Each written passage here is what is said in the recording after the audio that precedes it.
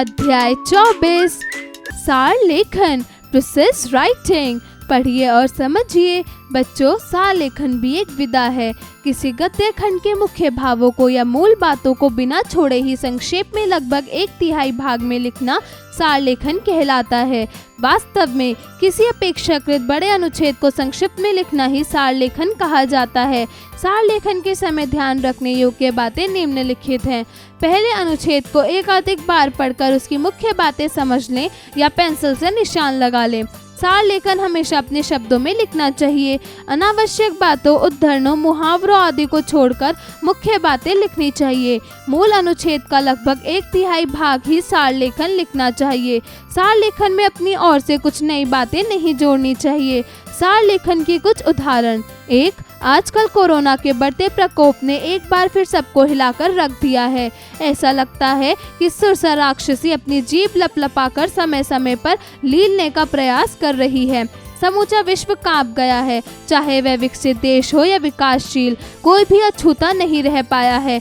दुनिया ने अपनी अलग तरह की जीवन शैली अपना ली है। सबने योगाभ्यास, आयुर्वेदिक चीज़ों का सेवन, घर का बना खाना, सामाजिक दूरी, हाथ जोड़कर प्रणाम करना, गर्म खाना और गर्म पानी पीना जैसी दिनचर्या अपना ली है। हमारे वैदिक ऋषियों ने अपने जीवन का यही मूल मंत्र माना है।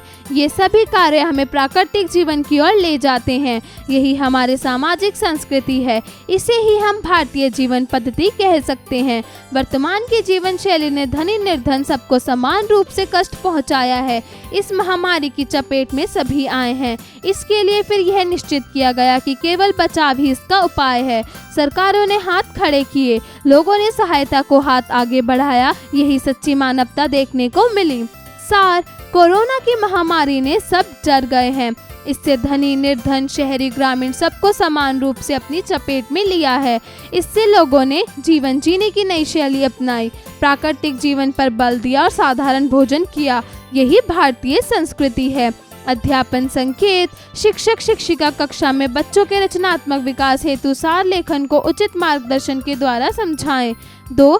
जीवन बहुत ही अनमोल है। यह हमारे वर्षों की तपस्या एवं अच्छे कर्मों को करने के बाद मिलता है। इसे ऐसे ही बर्बाद कर देना उचित नहीं है।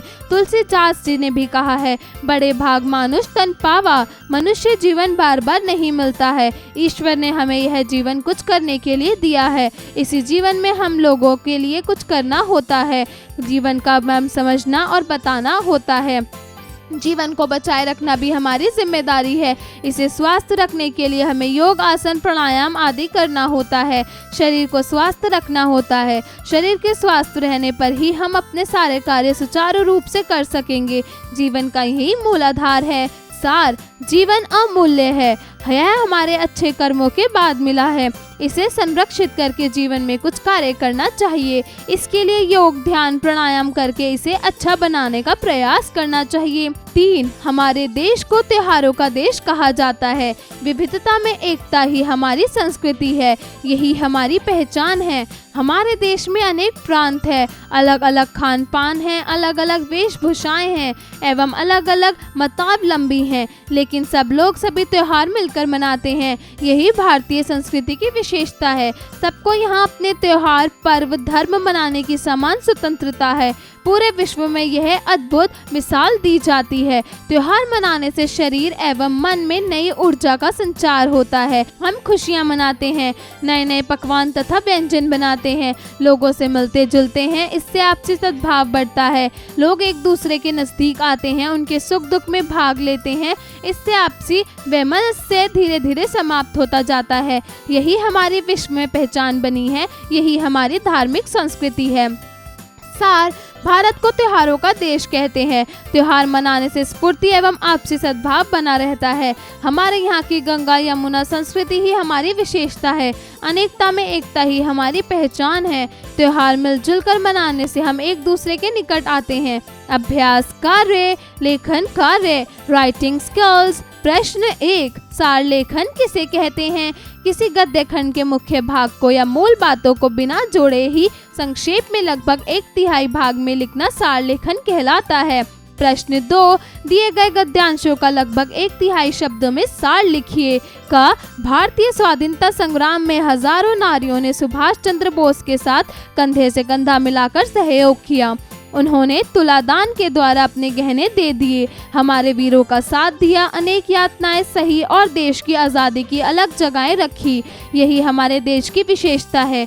हमारे यहाँ मैत्री, गार्गी, अपाला, सीता आदि अनेक महिलाओं का अग्रणी स्थान रहा है। उन्होंने अपने ज्ञान कर्म से सबको अपना लोहा मनवाया है। आज महिलाएं हवाई जहाज उड़ा रही हैं, फाइटर जहाज उड़ा रही हैं, कंपनियों को सीईओ बनकर कंपनियां चला रही हैं, अध्यापन, नेतृत्व सहित अनेक क्षेत्रों में अपना और समाज का विकास कर रही हैं। इसलिए महिलाएं प्रत्येक क्षेत्र में अपना परचम लहरा रही हैं। ख, आज राजनीति का स्तर निम्न होता चला जा रहा है। नेताओं की भाषा पर कोई नियंत्रण नहीं रह गया है। वहीं जब से सोशल मीडिया सक्रिय हुआ है, तब से लोगों ने भी मन की भड़ास निकालने में कोई कमी नहीं छोड़ी है।